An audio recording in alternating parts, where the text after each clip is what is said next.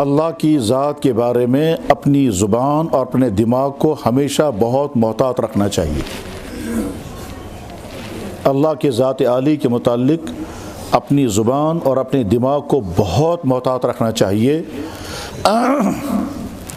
ایسا نہ ہو کہ ہمارے دماغ میں یا ہماری زبان پر اللہ کے ذات عالی کے متعلق کوئی غلط تصور یا غلط بات زبان پر آئے، اور یہ بات اس لیے کہی جا رہی ہے کہ اس بات کا ہمیشہ خطرہ رہتا ہے کہ آدمی کے دماغ میں اللہ کے ذات کے بارے میں اور آدمی کی زبان پر اللہ کے ذات کے بارے میں غلط بات آئے۔ مثلا ایک انسان کو تکلیف پہنچ گئی، جسمانی تکلیف، مالی تکلیف، کاروباری نقصان، حادثہ ہو گیا، غرض یہ کہ پریشانیاں آئیں۔ ان پریشانیوں میں انسان فطری طور پر پریشان ہوتا ہے، لیکن ساتھ میں خطرہ اس بات کا ہے کہ دماغ میں آئے گا اللہ نے مجھ پر یہ مصیبت کیوں ڈالی، اور دماغ کے ساتھ ساتھ زبان پر بھی یہ جملہ آ سکتا ہے۔ مثلا کشمیری لوگ عام طور پر کہتے ہیں میں چھن سمجھون میں کیا ظلم اس کورمن خدائن کیاز کور میں یہ، دپس خدایس آو نہ اتی نہ ام کیاز کور میں یہ، خدای ظلم کیاز کورس مے ورٲے آوٕے نہ کانٛہہ اَتھِ، ہے بہٕ کیٛاہ مانہٕ خدا چھُ مےٚ سۭتۍ اگر یہ گوٚو تو خدا کتہِ چھُ تیٚلہِ۔ اس طرح کے جملے زبانوں پر نکلتے رہتے ہیں۔ امام صاحب دعا کر رہے تھے، ایک مقتدی کھڑے ہو کر کے کہتا ہے امام صاحب کت چھُکھ یِم دعا کران، یا گوٚو خدا چھُ بوزان۔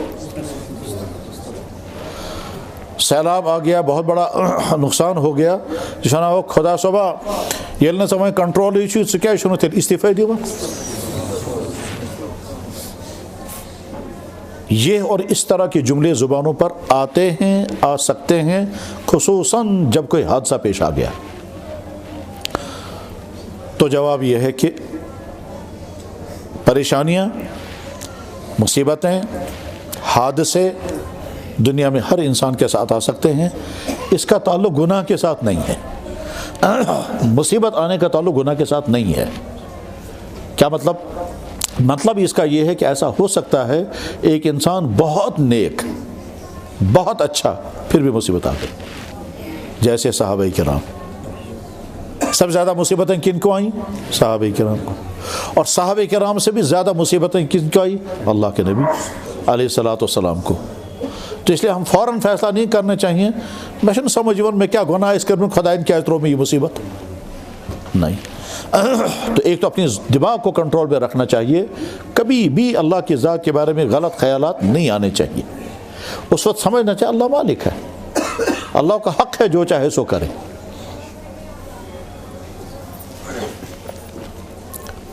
آپ اپنے پارک میں قسم قسم کے پھول لگاتے ہیں، ٹھیک ہے، ان پھولوں کے ساتھ بہت اچھے اچھے قسم کے پلانٹس لگاتے ہیں، اور آپ کبھی ڈیسائیڈ کرتے ہیں یہ پلانٹ ہم کاٹ دیں گے، اس کی کٹائی کریں گے، ایور گرین کو ایسے بنائیں گے۔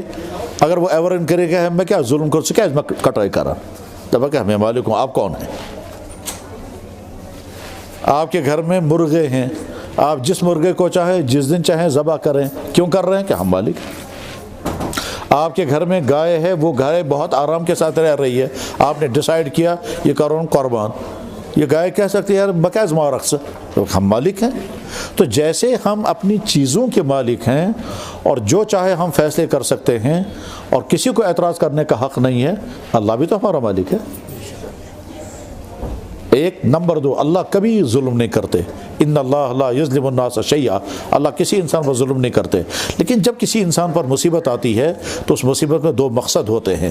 ایک مقصد ہوتا ہے میں بندے کا امتحان کروں گا، آج تک یہ آرام کے ساتھ رہ رہا تھا اور میون خدا بڑ رحیم کوتا مہربانی کرتا، اب میں تھوڑی مصیبت ڈال کے دیکھوں گا پتہ پھر کیا بنے۔ تو کبھی امتحان ڈالتے ہیں اللہ، وَلَا نَبْلُوَنَّكُمْ بِشَيْءٍ مِّنَ الْخَوْفِ، میں ضرور تمہیں آزماؤں گا، خوف، پریشانی، نقصان، بھوک، بیماری، حادثہ، میں دیکھوں گا صبر کرو گے کہ بے صبری کرو گے۔ اگر تم نے صبر کیا تو اللہ فرماتے ہیں بشر الصابرین، میری طرف سے خوشخبری ہو ان کو جن کو میں نے مصیبت ڈالی اور پھر صبر کیا۔ اللہ اکبر، اللہ اکبر۔ مجھے عجیب دعا یاد آ گئی. اللہ اکبر. جناب رسول اللہ صلی اللہ علیہ وسلم نے دعا کی, یا اللہ آپ نے مجھ پر مصیبت ڈالی تاکہ میں صبر کروں. شکوہ نہیں کیا مصیبت کیوں ڈالی, کہا یا اللہ آپ نے مجھ پر مصیبتیں ڈالی تاکہ میں صبر کروں. میں صبر کر نہ سکا, میں صبر کر نہ سکا, پھر بھی آپ نے مجھے رسوا نہیں کیا. شکوہ نہیں کر رہے ہیں خدا سے کہ تمہیں مصیبت, کہتے ہیں صبر کا امتحان لے رہے تھے. تو اللہ کے نبی سے بڑا صابر دنیا میں کون ہے, لیکن پھر بھی کہہ رہے ہیں میوک نے کہتے تھے امپت. اللہ اکبر. اس دعا میں اللہ کے نبی نے فرمایا یا اللہ آپ نے مجھے نعمتیں عطا کی تاکہ میں شکر کروں, میں شکر کر نہ سکا, پھر بھی آپ نے مجھ سے نعمتیں نہیں چھینی. یا اللہ آپ نے مجھے نعمتیں عطا کی تاکہ میں کھاؤں اور میرے بدن میں طاقت آئے اور میں آپ کی اطاعت کروں. میرے بدن میں طاقت آئی مگر میں آپ کی اطاعت کر نہ سکا, پھر بھی آپ نے مجھے ذلیل نہیں کیا.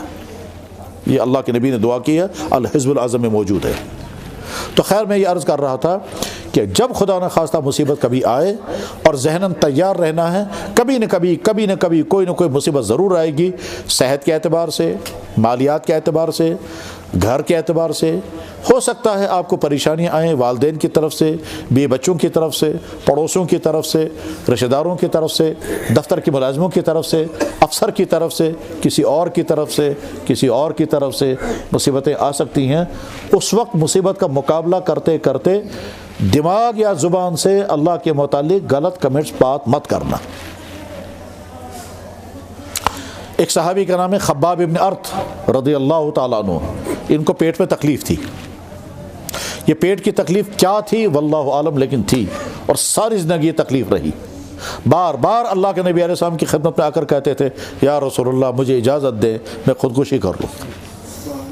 بار بار مجھے اجازت دے میں خودکشی کروں گا, اب نہیں برداشت ہوتی ہے تکلیف. بخاری میں بھی حدیث ہے, ترمذی میں حدیث کی تمام کتابوں میں ہے کہ خباب ابن ارت نے حضور سے درخواست کی یا رسول اللہ مجھے اجازت دیں, میں تکلیف بہت زیادہ ہے, میں برداشت نہیں کر سکتا, میں خودکشی کروں گا. اللہ کے نبی صلی اللہ علیہ وسلم نے سختی سے منع کیا, ہرگز نہیں, ہرگز نہیں, ہرگز نہیں. ٹھیک, اس کو چونکہ بہت تکلیف تھی, صحابہ نے تصور کری تو کوتا تکلیف ایسے سخت تکلیف تھی. اس تکلیف میں ان کو کسی نے بتایا کہ آپ کا علاج یہ ہے کہ آپ لوہا گرم کر کے پیٹ میں لگاؤ. تو شستر لوہا راڑیں گرم کر کر کے پیٹ میں لگائی اور سارا پیٹ جلا دیا, مگر تکلیف دور نہیں ہوئی. جب جناب رسول اللہ صلی اللہ علیہ وسلم کا معلوم ہوا کہ انہوں نے اس طرح سے علاج کیا ہے, اس زمانے میں ایک علاج یہ بھی ہوتا تھا, یہ اس زمانے کی تھراپی تھی, آج کے تھراپی ہے, اس زمانے کی تھراپی تھی شستر گرم کرت لاگون. اور جیسے آج بھی جانوروں کو لگاتے ہیں, چھنا لاگا جانور, تو اس کی وجہ سے جانور کی طبیعت میں تبدیلی آ جاتی ہے.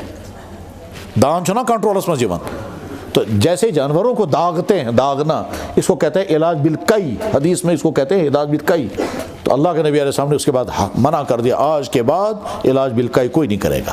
جب دیکھا ہو تو ساری زندگی حضرت خباب بن ارت اسی پیٹ کی تکلیف میں برداشت کرتے رہے, جھیلتے رہے, تڑپتے رہے. حضور کا زمانہ بھی گزر گیا, ابو بکر صدیق کا زمانہ بھی گزر گیا, فاروق اعظم کے زمانے میں بھی تھے, اور وہی تکلیف میں رہے. لیکن کبھی زبان پر اللہ کے متعلق شکوہ نہیں آیا کہ یا اللہ باعث چون نبی صبن صحابی میں کیا یہ تکلیف میں کیا گانا, نہیں. تو بہرحال اگر زندگی میں کبھی تکلیف آئے, مصیبت آئے, صحت کے اعتبار سے, مالی اعتبار سے, دفتری اعتبار سے, دکان کے اعتبار سے, گھر کے اعتبار سے, تو مصیبتوں کا مقابلہ کرتے کرتے نہ دماغ میں اللہ کے بارے میں غلط خیالات آنے چاہیے اور نہ زبان پر غلط کمنٹس نکلنے چاہیے. بس اس کو میں آیت پر ختم کرتا ہوں. جب انسان کوئی اللہ کے بارے میں غلط کمنٹس پاس کرتا ہے تو جواب آتا ہے وما قدر اللہ حق قدرہ, تو یہ اصلی خدا سے قدر زئی مسینہ, تم جانتے ہی نہیں اللہ کی حقیقت, تبھی تم یہ پاس کر رہے ہو. اور جب کوئی انسان کہے گا مصیبت تو فوراً سوچنا چاہیے میری مصیبت بہت کم ہے, میرے نبی پر تو بہت مصیبتیں آئی, ان مصیبتوں کے مقابلے ہماری مصیبتیں کچھ بھی نہیں. بس یہ بات ختم ہو گئی.